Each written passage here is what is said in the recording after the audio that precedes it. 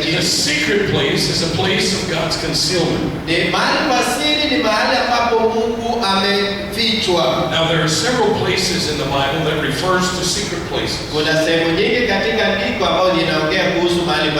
Let's look at some other words that explain the same thing.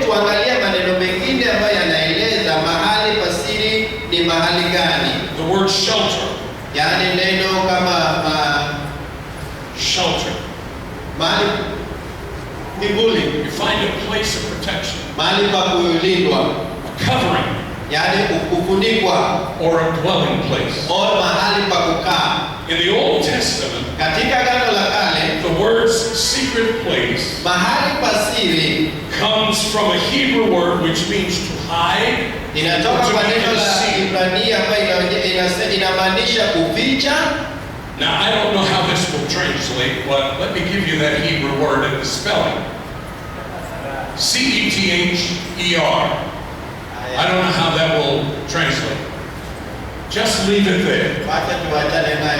In the Old Testament, the word secret places comes from a Hebrew word which means to hide or be concealed.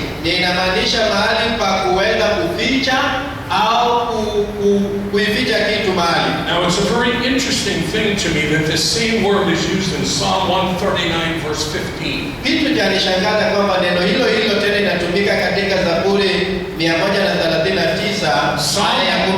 Psalm 139 verse 15. The psalmist David said, "My frame was not hidden from you when I was made in secret and skillfully wrought in the lowest parts of the earth." Now in Psalm 139,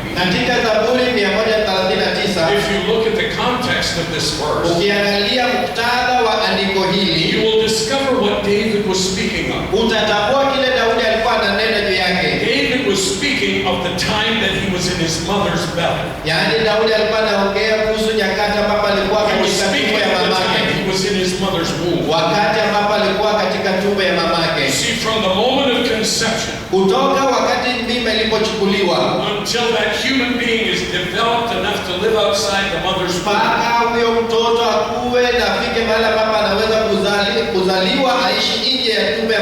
the safest and most protected place while it's in the secret place of the mother's womb.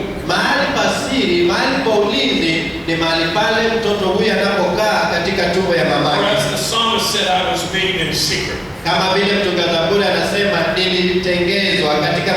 He who dwells in the secret place. As safe as a baby is in his mother's womb, is the place we will be when we find the secret place. Now this same word is used in Psalm 32 verse 7.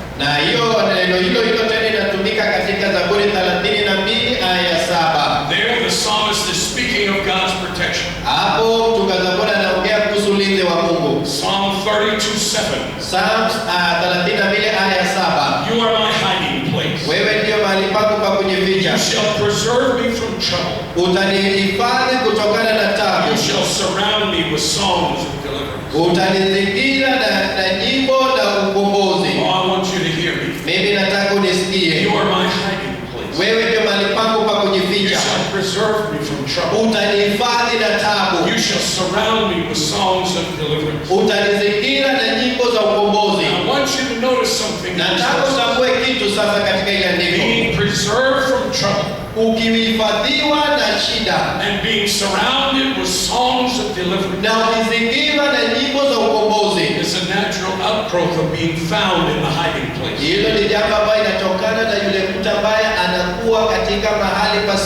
He who dwells in the secret place of the Most High shall abide under the shadow of the Almighty. So in order to find the blessings that are contained in this chapter, in Psalm 91, the first place we must find is the place of protection. concealment. Ni mahali ambapo tumefichwa.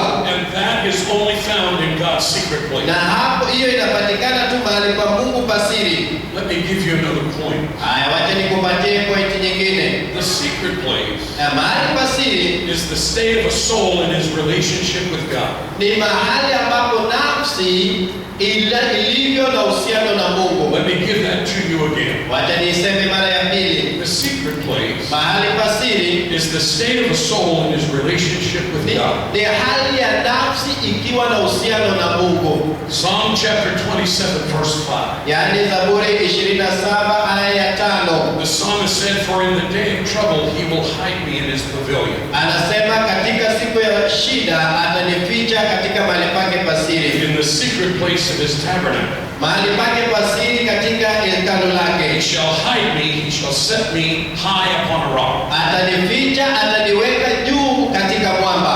And so the secret place is the state of a soul in his relationship with God. Yaani mahali pasiri ni mahali ambapo nafsi ina uhusiano na Mungu. Now when the psalmist is writing this in Psalm 27:5, ya mtunga Zaburi anapoandika mambo haya katika Zaburi 27 he's not referring to an actual tabernacle or tent in which we will hide from physical enemies. Yeye haongei juu ya maskani halisi ambayo tunaweza kujificha na taabu. He is speaking of the state of peace God gives in the midst of trials and the attacks from the evil one.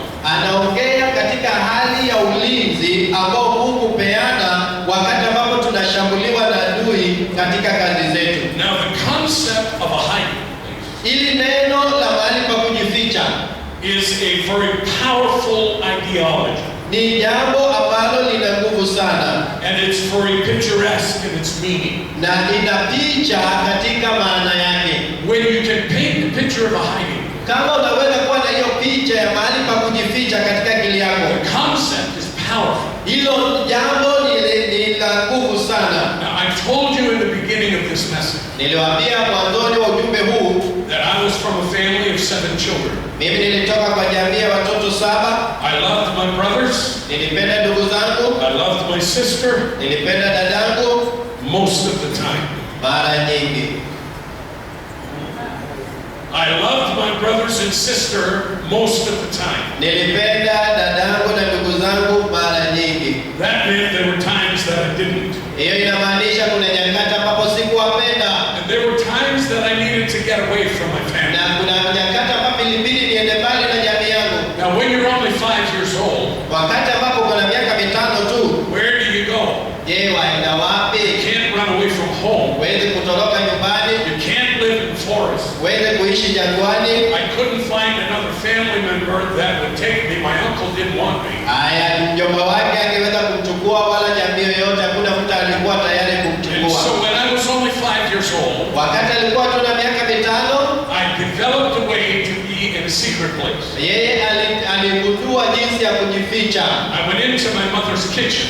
Alienda katika jikoni ya mamake. And I took 3 chairs. Alichukua viti 3. And I put them in a circle.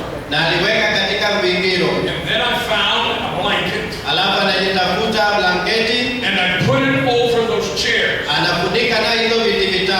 And under the blanket, na chini ya hiyo blanketi, I would go. Angeenda. And I found a secret place. Na akapata mahali pa kujificha. It was a place where my family could not come. Ilikuwa ni mahali ambapo jamii yangu hawangeweza kuja. It was a place where my brothers could not come. Na ilikuwa mahali ambapo ndugu zangu hawangeweza kukuja. My sister was not allowed in that secret place. Yaani dadangu angeruhusiwa kuingia mahali pale. And I needed to be alone. Wakati nilitaka kuwa peke yangu, I went in that secret place. Angejiingiza pale.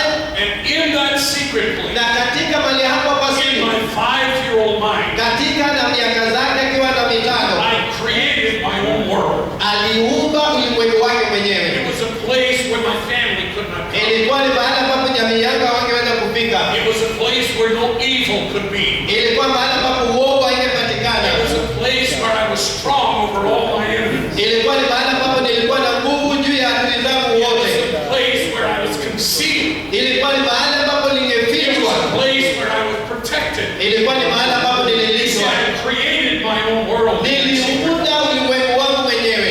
It only took 3 chairs and 1 blanket. Ilikaribu tu viti 3 na But I blanketi. found a secret place. Alafu nikapata mahali You pasiri. see, what what the psalmist is saying? Je, unaona kile mtunga Zaburi anasema? He who dwells Aketie in the secret place, mahali pa siri, in the secret place mahali pa siri of the Most High, yani aliye juu, shall abide atakaa under the shadow of the Almighty. chini ya uvuli wa Mwenyezi. It's a place where pain cannot come. Ni mahali ambapo uchungu haiwezi It's kufika, a place where the devil is not permitted. mahali ambapo shetani It's haruhusiwi, a place of protection. ni mahali pa It's ulinzi, a place of power. ni mahali pa nguvu, It's a place of ni revelation. mahali pa ufunuo, It's a place when 1,000 comes ni mahali ambapo maelfu and they wakija see the sign. na waone It alama. says no one else is permitted, Ishara inasema kuna mtu mwingine and ameruhusiwa, 1,000 will fall, na waelfu wataanguka, 10,000 will rise.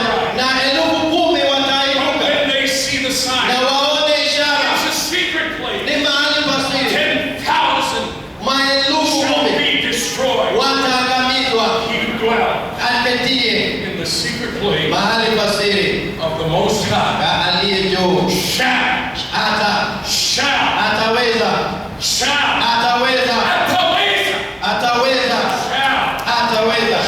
kukaa abide under the shadow na uvuli wa wake Mwenyezi. of the Almighty. Baba Mwenyezi, So what am I here for? je, niko hapa kwa ajili ya nini? I have come with this message burning in my heart Nimekuja na ujumbe huu ikiwa inachoma katika moyo wangu, to find the secret place. nipate mahali pa siri. Pastor, I Pastor, know you're busy. najua uko na shughuli nyingi. Leader, Kiongozi, I know you're busy. najua una shughuli nyingi. If you are not busy, Kama wewe una shughuli nyingi, you are not a pastor. basi wewe si mchungaji. Halo, Did you hear me? je, ulipata hiyo? If you're not busy, Kama wewe una shughuli nyingi, you are not a pastor. wewe si mchungaji. Because all pastors are busy. Maana wachungaji wote wana shughuli nyingi sana. As a matter of fact, Hata ukweli ni kwamba I've learned this as a pastor. mimi nimegundua ya kwamba There will always be more to do than you have time to. yaani kutakuwa na mambo mengi ya kufanya kuliko wakati ambao unayo. How many understand what I just Wakati said? wanaelewa na nasema juu ya nini. There will always be more to do than you have time to. Yaani kutakuwa na mambo mengi ya kufanya kuliko wakati ambao unayo. That means you must cut something out of your life. Na hiyo inamaanisha kitu lazima uondoe maishani mwako. But people are asking you. Yaani watu wanakuuliza, People are calling you. watu wanakuita, People want prayer. watu wanataka maombi, People want a peace of you. watu wanataka amani na And wewe. you're always giving. Na wewe kila mara And unatoa, you're giving. unatoa, And you're giving. unatoa. And if you're not careful, Na kama uko and mwangalifu you have not found the place of receiving, na hujapata mahali pa kupokea you have not found the secret place, na hujapata mahali pa siri, you will give until you have no more to give. utatoa mpaka hautakuwa na kitu tena cha You will kutoa. try to pour water out of an empty cup. Yaani utajaribu kumimina maji katika kikombe ambacho ni kitupu, And when it gets to the place, Pastor, na ikifika mahali pale pasta, where you're trying to give more than you receive, wakati unajaribu kutoa zaidi ya kile you are living unachopokea, on a dangerous place. utakuwa unaishi mahali pa hatari sana. You see, the secret place, Mahali pa siri, are you hearing me? je, unanipata? The secret place Mahali pa siri is where you gain strength.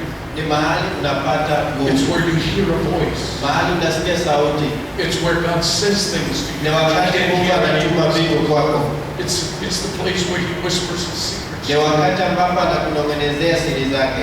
I'm going to end my session, Anaenda kumaliza kipindi chake. and I want you to know this, Nataka ujue hivi, that if you will find the secret place kama utapata mahali pa siri of the Most High, ya aliye juu, you shall abide under the shadow utakaa chini ya uvuli wake of the Almighty. ya Mwenyezi Mungu. Now, in my next session, Katika session yangu ambayo inakuja, I want to talk to you about what it means to dwell. nitaongea juu ya inamaanisha nini kukaa. That word dwell Yaani neno hilo kukaa is a powerful word. ni neno lenye nguvu, It has great meaning. ina maana ambayo ni kuu. So if you were planning on leaving before my next session, Kama ulikuwa unapanga kuondoka kabla session yangu ambayo inakuja, cancel your departure. wewe weka kando jambo hilo. If you were planning on getting married this afternoon, Kama unapanga kuoa mchana wa leo, weka kando. cancel your wedding. Wewe weka kando harusi yako. And if you think you might die, Na kama unafikiria unaweza kufa, put it off till next week. wewe Because weka mpaka next week. you need to hear Maana inabidi usikie where the dwelling is. yaani mahali pa kukaa. Somebody say amen. Yaani tunasema amina. Our next teacher, Yaani mwalimu wetu anayefuata, Pastor Patrick Doherty. yaani Pastor Patrick, Would you welcome him here to this place? hebu tumkaribishe Pastor Patrick.